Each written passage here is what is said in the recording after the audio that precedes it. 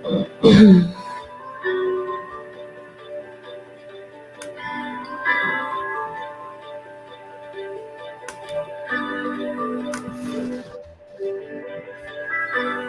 everybody, welcome. I just thought I would move some announcements up there.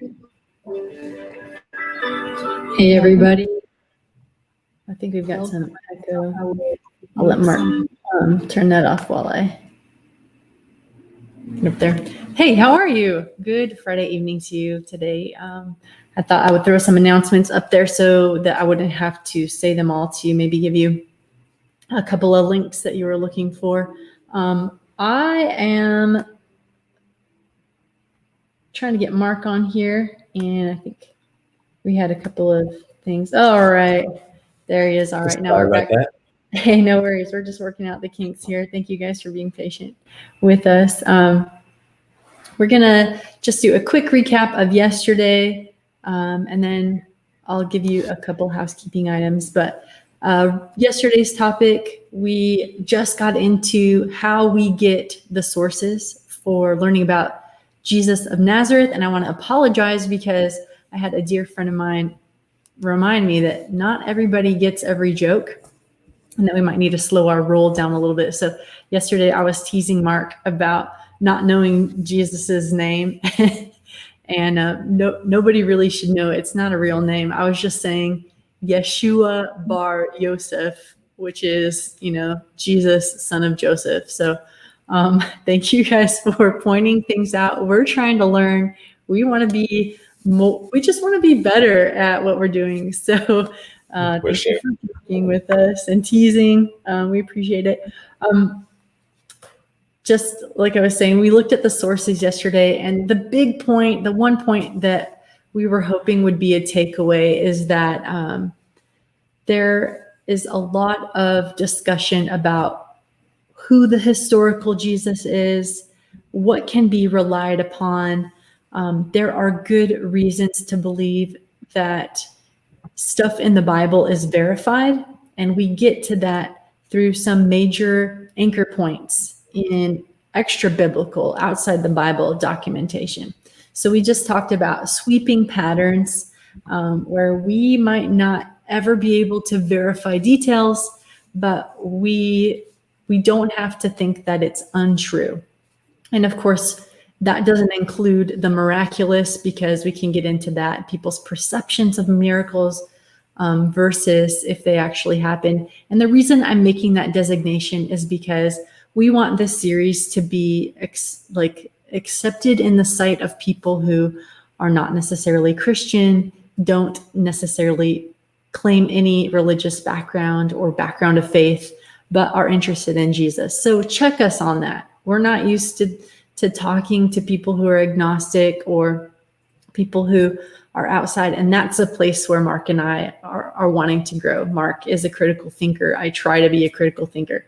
So that's the recap of yesterday. And then tomorrow morning's topic, it is tomorrow morning at 9:30 Pacific, is how Jesus rebelled against social norms. He was not a normie when it came to his interactions with people. So Mark's going to present that, and I will get to be the interrupter. I will get to be checking the comments more. So I'm kind of excited about it.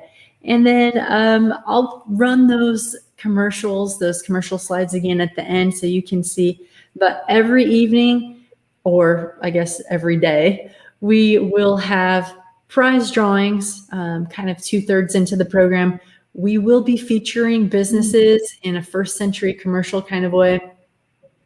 And that's just for kicks because we love some of our area businesses. So we do have a place left for you, and we would love for you to get Chad Reed to make a joke about your business. And of course, we do say real things about it too. So we're hoping that we send you some people. We want to take care of our community the way that they take care of us.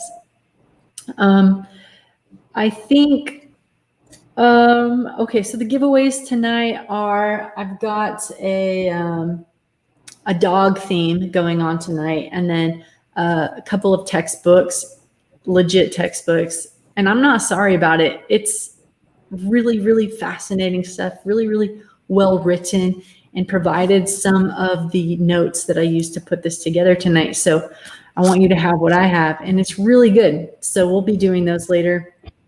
And with that, let's talk about Jesus as a religious rebel. I'm going to check the comments real quick because I want to say hello to some people. I know Marina is watching. I know, hi, Mom. I love that I get to say that.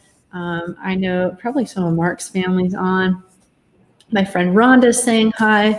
And then I know that there are several others of you tuning in and who will be tuning in later. So, Bud, I got your email. I'm slow on the trigger.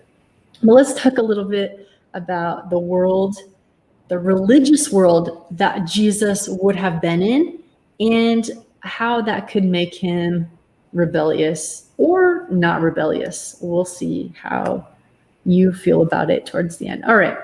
So a lot of people love the idea of Jesus as a rebel. I've seen him, little drawn icons of Jesus, full Jesus-y looking beard in a black leather jacket, looking all tough and James Dean.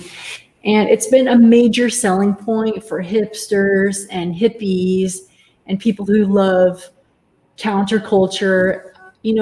A lot of people I know who are older would talk about how some of the things they most respect, the things they most like about Jesus is his rebellion. So we need to see what that actually means, because extra biblical indicators of his religious rebellion aren't really there. We're going to be mostly in some stories from the Protestant Bible tonight, but you're going to see that there's kind of a mixed record. We're going to talk about how Jesus was both compliant and confrontational.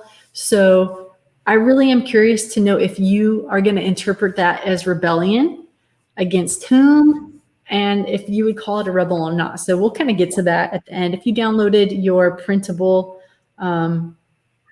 you'll see the little scale at the end, and I would love to hear from you towards the end. So be thinking about that. I also want to say that I'm going to try to make the printable myself. Somebody else made the first two.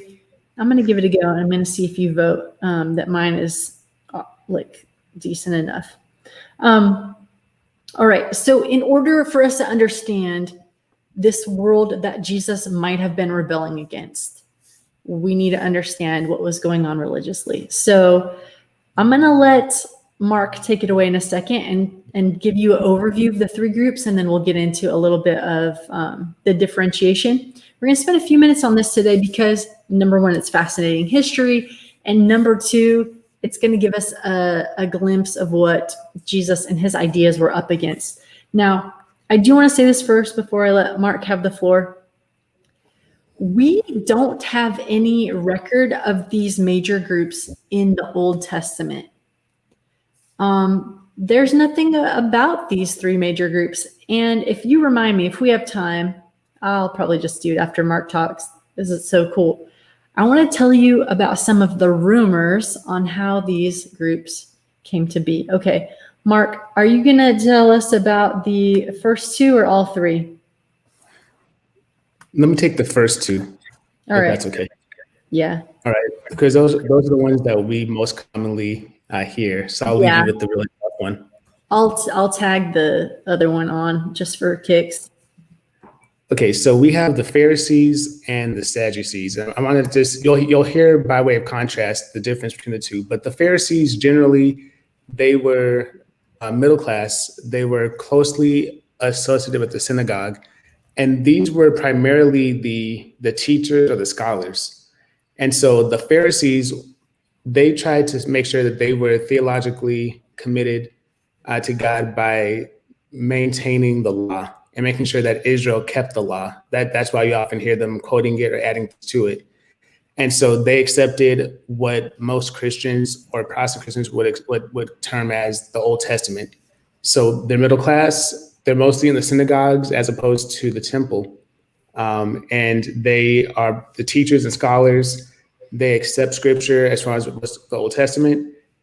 And the Pharisees, they were socially moderate. They didn't like the imposition of Rome as far as like on the way of Jewish life, but they also didn't want to rebel against their authority as far as like with the revolt, with an armed revolt. And so we see them all throughout scripture regularly having run-ins with Jesus. But when it comes time to end Jesus' life, they're actually loosely associated with that plot. So those are the Pharisees. Now, as far as the Sadducees, we have, they're primarily upper class. So Pharisees, middle class, the Sadducees are upper class. They're based more so in Jerusalem, or like that's where their power is, or that's like as far as the temple. So the Pharisees are more so in the synagogues, the Sadducees are more so in the temple. And I don't know if we have time to get into the difference, but basically, yeah. So, let's talk about their beliefs in just a second, and then you can add whatever you want, especially to the Pharisee side, because we're gonna hang out there a lot tonight. So we want more. So belief-wise, thank you for reminding me that. Yeah. So belief-wise, I want to talk about the third group, and then we'll get back to the beliefs. Okay. All right. I want to get some juicy rumors. I want to talk about the scenes for a second. Got you. All right. So the Essenes, the reason why I want to take this is because there's not a ton known about this community, but there is a ton speculated. And some people even think that Jesus was an Essene. It's spelled Essene, if you want to look it up. But very little is known about their actual beliefs. They kind of tucked themselves away. They were a bit hermit-ish. And a lot of people believe that some of the things they were doing, thinking, practicing was more along the lines of Gnosticism. Now, we mentioned that word a little bit last night. That is the idea that there are secret words, secret phrases, secret things that will get you to heaven or salvation, paradise, self-actualization. You can honestly fill in the blank because you see this stuff around the world in different ages. But basically the idea is, a secret password that reveals the divine. So just briefly, I said I was going to get juicy and into the rumors before Mark takes it back over on some legit stuff from the Pharisees. But these groups, not a lot of anything is known on when and how they started up. But if you've looked at a Protestant Bible or Catholic Bible, you know that there is a New Testament and an Old Testament. And there is a span of how many years, Mark? Like 400 years between the two that nothing is said about. And apparently these groups, these factions arose during that time. Now, here's the rumor part. This is Jewish myth, substantiated with some older writings, but Jewish myth that there was a Pharisee teaching about the resurrection, and somebody just couldn't find it in the ancient scriptures and just couldn't believe that there was a resurrection. And so Pharisees, the set apart ones, Sadducees, the word comes supposedly from something that means the righteous ones.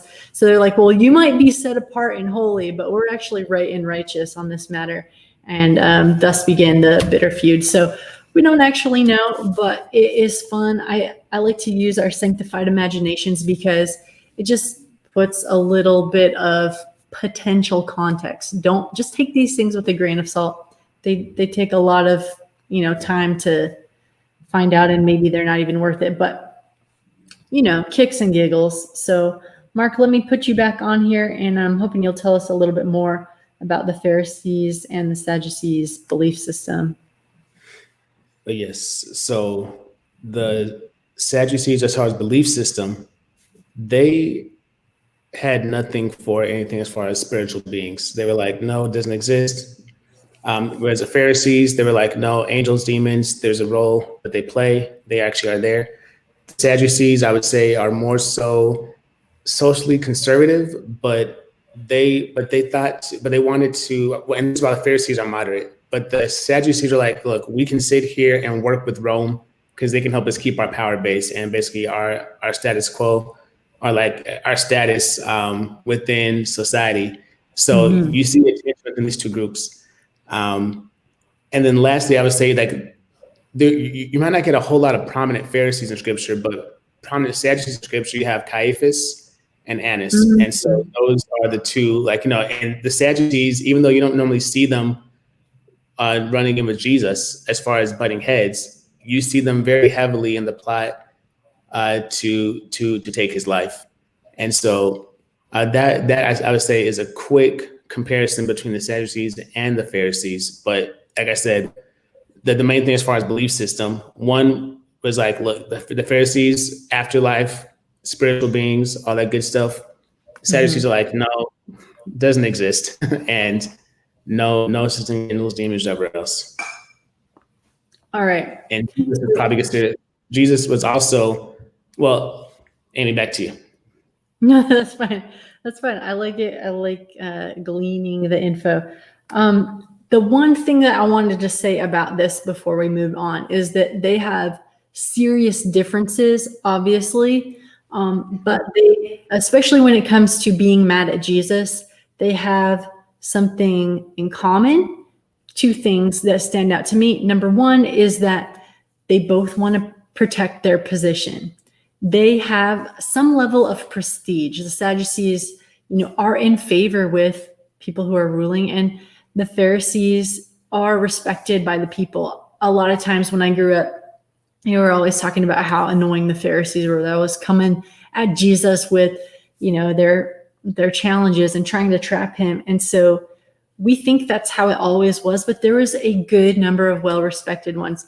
But, just like any institution, we have to check our power, because anytime that we find that we're working to protect our power or status, we might be missing out on lessons that would be really beneficial. And I think that, we see that as Jesus tries to initiate conversation and really reform from within. So the first thing that they have in common is they're trying to protect their power and status. And then the second thing is a much better and I would say holier one. All right, let me backtrack a little bit. I'm getting excited and tongue-tied, but if you've read the Old Testament at all, and particularly, let's say, Judges, you find cycles of the Hebrews. We can call them Hebrews, Jews, Israelites, same group of people, different iterations of the name. You find these people going in cycles for their entire existence. They follow God's law. They fall away from God's law. They get taken over and punished. We'll say punished, but they'll be taken over by another country, another, God's system. So Egypt, Assyria, Philistia, all these places, all these Bible names, and of course some we recognize, taking over Israel, enslaving their people or making them, have trouble. And then in the Judges, it's just, leader after leader leading Israel through this cycle of obeying God and his principles of love, abandoning God, learning their lesson, coming back. So all of that to say, finally, the Pharisees and the Sadducees have learned their lesson. When they follow God's commandments, they prosper, they do well. Particularly the Sabbath commandment and idolatry. Those come up time and time again. And by the way, if you are a Seventh-day Baptist, Church of God, Jewish, Seventh-day Adventist watching, happy Sabbath. Just made me think about it. But finally, the Pharisees have learned their lesson. The Sadducees have learned their lesson. The Jews have learned their lesson. And by George, they are not going to mess up on the law of God. And so when Jesus comes in challenging that stuff, they're not just thinking like, oh, some annoying peasant boy. They're thinking this man is putting our nation in danger of being taken over again. We've already got it rough. We've already got it bad. We're already being persecuted. People don't like us for good reason, by the way. They were kind of snooty. But Yeah. So that's the other thing they have in common is they both want to protect their religion, their people, their traditions. Does that make sense? I hope so. That was probably a little long on that, but please forgive my passion. Mark, what's As I that? say, they believe that they protected their religion or themselves different ways. The Pharisees, but they protected it, like I said, by maintaining the law. The Sadducees said, no, we protect it by our sacrificial system. But either way, Jesus Yes. is a threat to what they're trying to protect. And so, Amie, we'll Yes. get into that. Okay, that's awesome. Hey, we're going to pause now for a commercial break. Now, I know you guys enjoyed Chad Reed and his commercial on the midwife and the baker last night. I know you're going to enjoy the word from this first century sponsor now. Chad, take it away, my friend. All right. Today's video is brought to you by Gabe the Wedding Singer. Yes, nobody has a more angelic voice than Gabriel, and he is ready to help you celebrate your special day. With Gabe singing at your wedding, you won't need Jesus to turn your water into wine. Everyone will be lining up to get an invite to your wedding feast, and they will they will wear whatever clothes you tell them. Apostles acts now and book Gabe by December 1st, and he will sing 6 songs for your 2-hour event for only 400 denarius plus caravan fees. I'm telling you, folks, this is the deal of the centurion. You should seize the opportunity right now. Not since the walls of Jericho has an entertainer been able to bring down the house like this. The best way to contact Gabe is with a dove carrying an olive branch released from the window of an ark during a flood. But if you don't have one of those handy, then you can always try his social media handle at Gabriel J. Silva or send an email to bookgabesilva@gmail.com. Gabriel Silva, for when you need a little help to make a joyful noise. Oh, my goodness. Thank you so much, Chad. Now listen, this guy does not do this for money, but he probably should. If you enjoyed Chad Reed, then put something in the comments and we'll make sure that we tell him that you said a nice thing. All right, Chad, I'm going to see you out of here. Appreciate it. All right, no problem. Bye. All right, that was a fantastic one. I just don't know where he's going to go from here. I laughed so hard. As I mentioned, if you can match the ad from last night, and he somehow did. So, wow. Yeah. Well, we'll sit around and ponder that for a while. By the way, Gabriel, if you're watching, I'm proud of you. Okay, I want to get back into this and talk about one extra biblical reference. There's not much on this, but one extra biblical reference that corroborates the story about what Jesus was doing in stirring up trouble. This is from the Talmud, and it says, on the eve of the Passover. Oh, by the way, I should explain. I didn't actually know what the Talmud was until this year, but it's a collection of oral history, oral commandments, oral traditions, oral laws. Is very important. So it's the things that are not, the Decalogue, not the 10 Commandments, but the things that go along with them. So it says, on the eve of the Passover, Yeshua, or Jesus, was hanged. For 40 days before the execution took place, a herald went forth and cried, he is going to be stoned because he has practiced sorcery and enticed Israel into apostasy. There's what we were talking about before, is some of the highest things, some of the highest wrongs you can do is entice Israel into idolatry. So anyone who can say anything in his favor, let him come forward and plead on his behalf. But since nothing was brought forward in his favor, he was hanged on the eve of Passover. So you can see that according to some of these older Jewish sources, the reason why Jesus was not accepted, and in fact, the reason why he was hanged on a cross, was because he was trying to entice Israel into apostasy or idolatry. Now, most of what we know about Jesus and his rogue religious ways do come from the Protestant scriptures, and I want to look at, I'm looking at the time.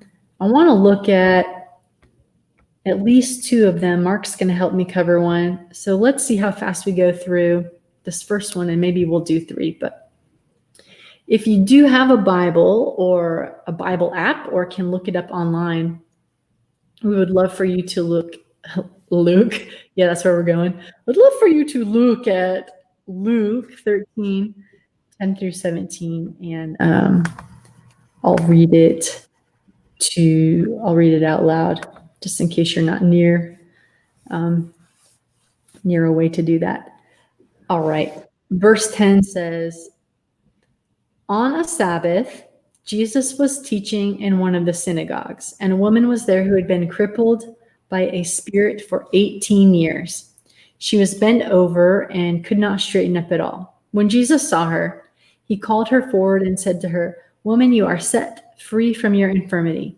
Then he put his hands on her, and immediately she straightened up and praised God. Indignant because Jesus had healed on the Sabbath, the synagogue leaders said to the people, "There are 6 days for work, so come and be healed on those days, not on the Sabbath." The Lord answered him, "You hypocrites! Doesn't each of you on the Sabbath untie your ox or donkey from the stall and lead it out to give it water? Then should not this woman, a daughter of Abraham, whom Satan has bound for 18 long years, be set free on the Sabbath from what bound her?" When he said this, all his opponents were humiliated, but the people were delighted with the wonderful things he was doing. I'll stop there.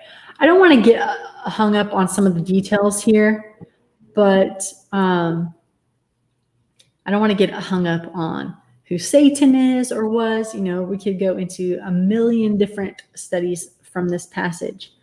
But what do you notice about it? What do you notice that Jesus is doing that the Pharisees don't like, or the synagogue goers don't like?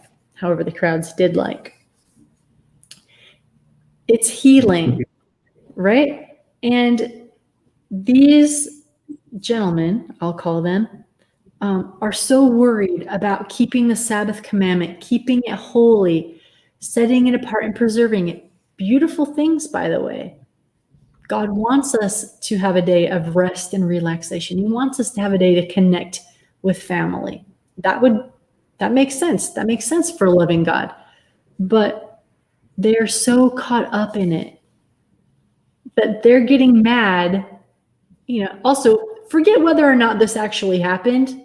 You can, if you're not religious, not spiritual, you can just still imagine how ridiculous this would be, that there would be a rule keeping you from helping somebody enjoy a day that God had made for them to enjoy. It's wild. Anything to add on that one, Mark? I mean, they took this thing so serious. They had, I think, just when it came to like work, they had just 39 rules about work that was banned. They were so stringent with this thing that they would, if you walked so far, you had to basically, it was okay, we got to stop and rest. Otherwise, you could, if you walk so many steps, then it's cool. But if you do, just one more, then now you're actually traveling or working. And so, I mean, they took this Sabbath thing so serious that they would actually, if you're planning a journey on the day before, maybe Thursday or Friday, you would sit there and plant food or like low places. So that way you could say, this is my house or my home where I'm stopping at. And so that way I'm not breaking the Sabbath and I'm not the person who's going to cause all kinds of bad things to happen to us. Because like Amie said, we've already seen how that goes. And so like they were completely on another level. Yeah, again, so not that we're blaming them, they had lost sight of the original purpose. And not being bad guys, they really thought with their whole hearts, well, most of them, right, that they were doing something beneficial for the people, for who they are, for their nation. One of my friends, I think Ty Gibson, said it in one of our classes. Or I don't know who said it. Anyway, sorry, can't attribute this, but that that God's law was supposed to be a beautiful picture window where you would come in and you would enjoy sweeping views. But the rulers in Israel were so worried about the window that they spent all their time cleaning it, spent all their time, keeping people from it, and completely lost sight of what the beauty was, and were making it a burden for people instead of a blessing. So you see what Jesus is doing. He's reminding them of that. Unfortunately, this guy called him out in front of everybody, and he's like, excuse me, there are 6 days on which you can be healed. Come on now. And he's not speaking necessarily to Jesus, but he's being kind of a jerk about it. Absolutely. And it doesn't end well for him. He ends up making himself look bad. So I don't know how much a rebel Jesus was there. You guys can decide. Let's quickly do this second example. By the way, this study is called Jesus Breaks Things because he was breaking the Sabbath in the Jewish leaders' eyes. And there's another thing he does a lot of breaking of, and that is various ceremonial laws. Now, if you go and read Matthew 23, go check it out, you will find Jesus giving a roast. Actually, roasts are friendlier than what's going on here. What would you call it, Mark? I don't know. I guess this is your time stumping me. Oh. Next time. No, this time. I have to show you something. This is important. This is important. I made a thing just for times like these. You can tell me, I'm not going to think about it every time. You can tell me if it needs to go up. Put it in the comments. But I made this thing called Mark in the Headlights because I feel bad about stumping him, asking him a thing, making him struggle in public. Did you really stump me, or was I just playing a part? I'm sure you're playing a part. But anyway, this is called Mark in the Headlights. So if you think Mark gets stumped or is having trouble getting his thoughts out, because remember, he was shy, then you just tell me to put up Mark in the Headlights. That's going to be, an ongoing theme. I hope. Mark does not hope. And then also I want to challenge Mark to make one of those for me. Make a slide for me so that, I put it up and I couldn't get it down. Anyway, Mark in the Headlights will be a meme for our times. I totally lost my train of thought now. But we were talking about Jesus basically in Matthew. The roast. Yeah, I don't know what to call it. But if you look at it, I think it's called the 7 woes or something. Anyway, Jesus is calling out the Pharisees on every bad thing you can imagine. And I'll make this really, really quick. Matthew 23, verse 37 says this. While Jesus was speaking, so he's out speaking to multitudes, speaking to a crowd, it's got everybody in it. It's got disciples in it. It's got just the people in it. It's got religious leaders in it. And while he was speaking, a Pharisee asked to dine with him. So he went in and reclined at the table. I don't know. The Pharisee was astonished to see that he did not first wash before dinner. And the Lord said to him, now you Pharisees cleanse the outside of the cup and of the dish, but inside you're full of greed and wickedness. Oh, I thought we were going to have a pleasant Panera luncheon, But no, Jesus, you had to go there. So there's a bunch of those. Woe to you Pharisees, for you tithe mint and rue. You know what mint is, it's delicious. Rue is a bitter herb, and every herb, and neglect justice and the love of God. These ought to have done without neglecting the others. Oh my goodness. And he just goes on and on. It gets worse too. I'm not going to read all of it, but according to, like what Mark was talking about, according to some calculations, the Pharisees developed 600 and some laws, 365 negative commands, 248 positive laws for these. Amie, I'm going to interrupt you. Do it. Just to take the camera back to you. Oh, I totally forgot. My bad. Thank you so much. So they did all of these laws, and Jesus was like, all right, you're nitpicking here, my friends. I see that you have, potentially started these because you have a good heart and you want to protect your people and you want to protect your nation. But are you serious? Are you serious? You're worried about how I wash my hands, how my disciples wash their hands. You're doing those things, but yet there are orphans and widows outside your gates, outside the gates of the temple, people begging to be healed, and you're not okay with doing that on the Sabbath? What is wrong with you people? So, do you think that's religious rebellion? I don't know. All right, Mark, take us to the last example. We're going to look at one more thing that Jesus is about to break. Jesus breaks, according to Amie Register, the stock market. I did call it that. No, I love it. This is awesome. So I will just read the text, and then, but it says, and Jesus went into the temple of God and cast out all of them that sold and bought in the temple, and overthrew the tables of the money changers and the seats of them that sold doves. Verse 13, and said unto them, it is written, my house shall be called the house of prayer, but you have made it a den of thieves. And the blind and the lame came to him in the temple, and he healed them. And when the chief priests and scribes saw the wonderful things he did, and the children crying in the temple and saying, Hosanna to the Son of David, they were sore displeased. Oh, let's get some of that sore displeasure. Oh, yes. So at this point, I mean, like we said, so some people, they want to keep things in line by the law. Some people want to keep it in line by the sacrificial system.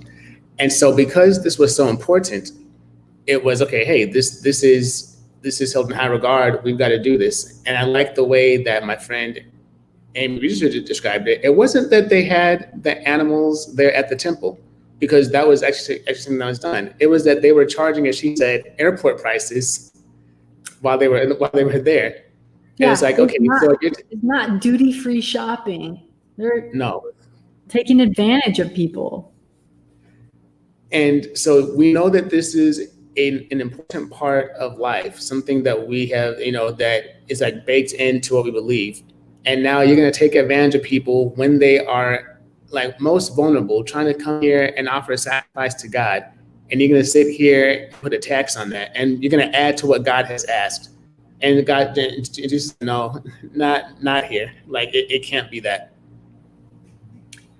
I'm kind of bummed just because I'm a little bit interested in economics. I'm a little bit interested in, life back in this time.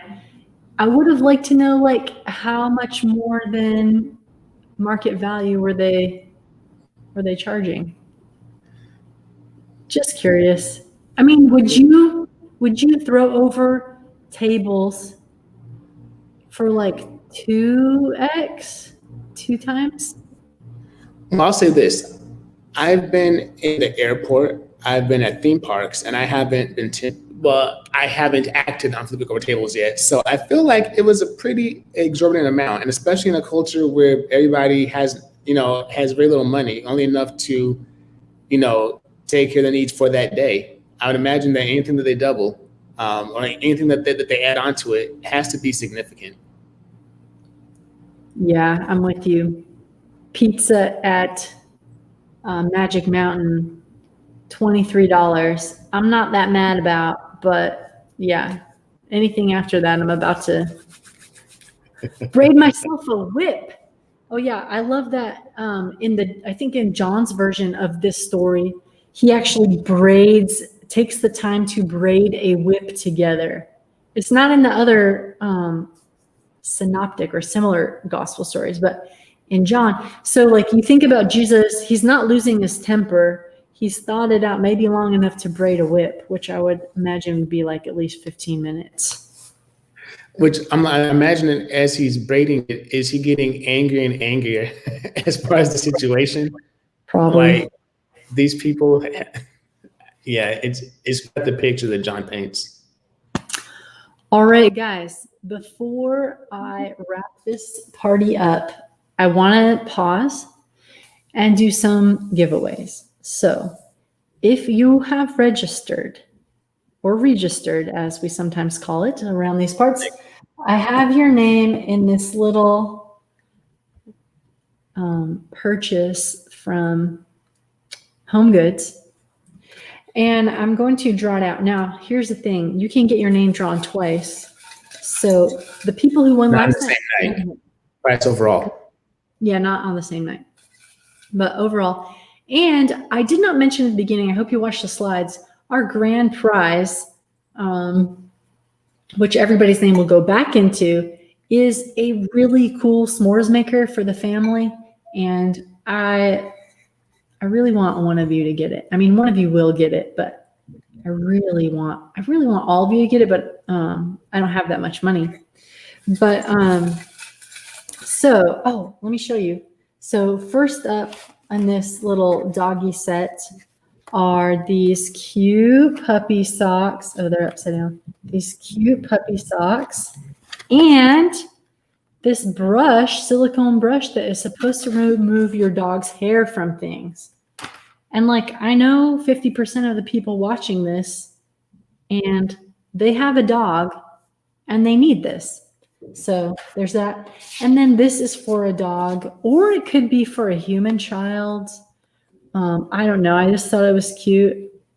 Basically, I was looking for cool, low-cost options. And it also squeaks. So, and then thirdly, I wrote down the name of this textbook I'm going to give you. It's an ebook, and it is called Pharisees, Scribes, and Sadducees in Palestinian Society. If you don't have a Kindle or an ebook reader, you can read it on a computer or laptop. So you will be fine, my friends. It's an older book, but it's so good, and I love it. So, all right. So ebook number 1 goes to D. Vargas. By the way, I have some of your names and I just have some of your emails. So in case you notice me saying different things, D. Vargas. Now, second ebook. Oh, L. Bobst won last night, so that's a repeat. She's about to have a library. All right, for the socks, Marianne Gillian. You got the socks and the pet hair. Oh, you have a pet. I know you do. And then lastly, this, I don't have a name and I don't know how to say your name, but you did get the squeaker toy. OLUBUSOLAFALESE@gmail. So if I called your name and you don't want these gifts, you don't have to do anything. But if you want them, please email me at askachristianfriend@gmail.com. Now, back to our exciting conclusion. So, hey, you're there. Hello, friends. All right. So our question tonight is, was Jesus a religious rebel? If you are close to your keyboard, I would love for you to weigh in now. Tell me, number 1, Jesus was not a rebel. By the way, there were some very Jewish things that Jesus did. Number 1 was circumcision. However, he was not old enough to prevent that. Very Jewish. That's the point I'm trying to make. All right. So there's some things Jesus loved to participate in, Maybe not that one, but maybe that one. I don't know. Definitely went to synagogue. You see him teaching there. You see him keeping the Sabbath. But then you see him calling people out for some of these things. So what do you think? Where are you at? 1, not a religious rebel. You would not consider him. 10, very rebellious against Jewish religious culture at the time. Where do you think? What do you think? And by the way, I don't know, because some of it is semantics and how you interpret the words. But I would love to hear from you what you think on your printable. You can mess around there and fill it out. Would love to see your ideas. Take your time, chat it up. But here's what I'm going to conclude with. Here's the questions I'm going to ask to help us sift it out. Number 1. Did Jesus follow all Jewish religious traditions? Absolutely not. But did he follow some? He did. What is the difference in the ones he followed and the ones that he abandoned or even spoke against? He himself says this in John, or is recorded as saying this in John 15:10. I have kept my Father's commandments. And that to me became the key to this whole thing. Because if we're supposed to model Jesus, we don't want to just bust up every place claiming that Jesus was a rebel and that gives us authority to be rebellious. Because what he was rebellious against were the laws that man put around God's laws that were a burden to people. So was he a rebel? Sure, in some ways he was, right? He wasn't doing what the scribes, the Pharisees, and the Sadducees thought he should be doing. So he was rebellious against them. But was he rebellious? It's getting harder and harder as we go along. Was he rebellious against God? And the answer to that is recorded as no. I have kept my Father's commandments. So the commandments Jesus broke were the commandments of men. When the Jews charged Jesus with breaking the Sabbath, they were accusing him of violating their misguided human traditions regarding the Sabbath. The Bible says that God made the Sabbath for man. What does that mean? He made it as a gift to mankind, an excuse to rest, to say, no, I'm sorry. The God in charge of this place said that I could rest, rejuvenate, meet with my friends and family, have beautiful food and beautiful fun, and relax in this gorgeous nature. Someplace it's gorgeous. So when he was breaking those traditions of man, he was not breaking God's commandments. The gospel accounts contain many such confrontations during which Jesus' conduct on the Sabbath was condemned by the legalistic scribes and Pharisees. Why was this such an issue to them? Going back to our discussion of their culture and beliefs, they didn't want the nation to be taken over again. They were sick of it. They just wanted to be their own people. So we can't blame them, but we definitely see why Jesus was rebelling against the oppressive culture that they had created around the Sabbath, around idolatry, around food laws, around everything. So do you guys have any other questions tonight? If so, I'm going to stay on for a little bit and we'll take your questions. Teresa Register, that's my mama, says, compliant with his Father's will. Yes, that is where we want to be compliant. To do that, it takes some study. If you're a Christian, certainly personal relationship. Let's see what Lisa Mitchell has to say. Rebellious against perceptions, but not against God. He was showing meaning and love and giving explanations. Yeah, thank you so much. All right, guys, that's all of our time for tonight.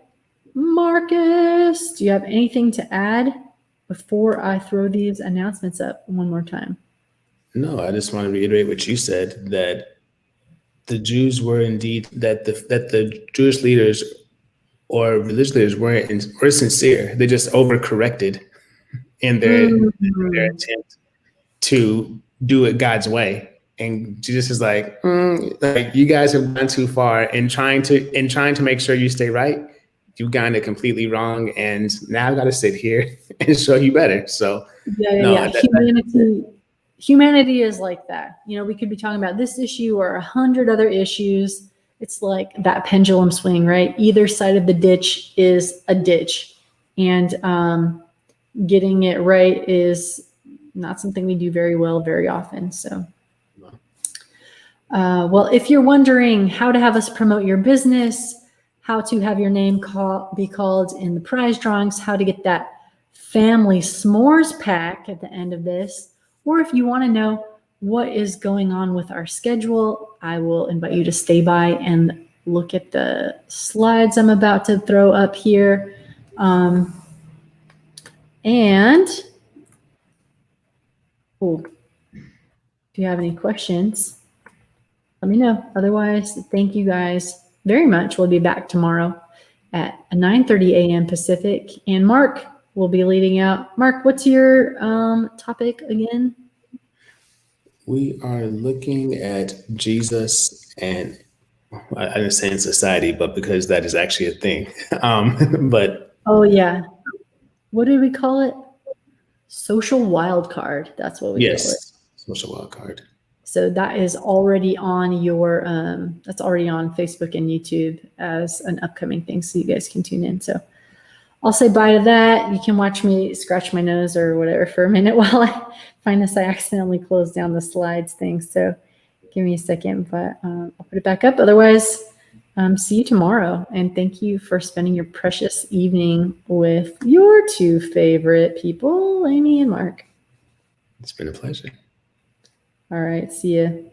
Mark, I'll let you go. And I'll see you in the end. All right, bye.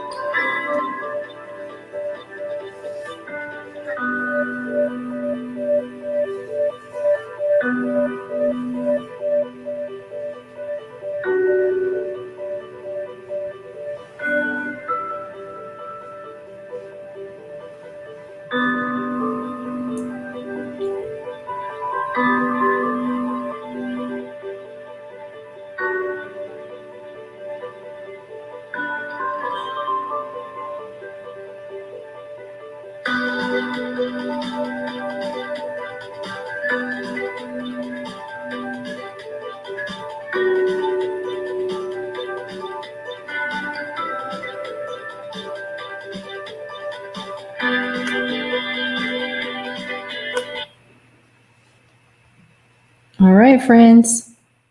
See you tomorrow. Good night.